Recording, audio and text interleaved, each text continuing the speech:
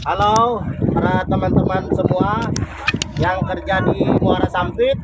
Ini kapal KM Syederun peristiwa kapal tenggelam terjadi di perairan Kecamatan Teluk Sampit, Kabupaten Kota Waringin Timur, Kalimantan Tengah pada Kamis 4 Agustus 2022.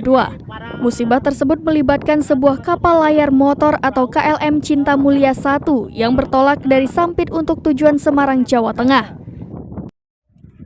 Saat kapal tenggelam, para nelayan pencari ikan melihat langsung kejadian kapal tenggelam di muara Sungai Mentaya, berbatasan langsung dengan Laut Jawa tersebut. Para nelayan dari desa Ujung Pandaran, Kecamatan Teluk Sampit yang tengah mencari ikan segera membantu menyelamatkan para kru atau anak buah kapal. Sementara itu, pimpinan perusahaan agen KLM Cinta Mulia 1, Andra, ketika dikonfirmasi mengaku belum mengetahui secara pasti penyebab peristiwa naas tersebut. Namun, ia bersyukur seluruh ABK berhasil selamat dari musibah tersebut.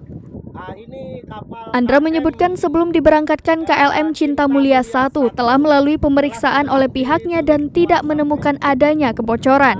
Selain itu, peristiwa naas tersebut terjadi saat cuaca normal dan kondisi gelombang tidak tinggi, sehingga sulit untuk menentukan penyebab kapal tersebut sampai tenggelam. Namun, dugaan sementara kapal yang bermuatan bungkil sawit sebanyak 480 ton itu kemasukan air saat labuh jangkar di sekitar perairan muara Sungai Mentaya yang berujung pada tenggelamnya kapal tersebut.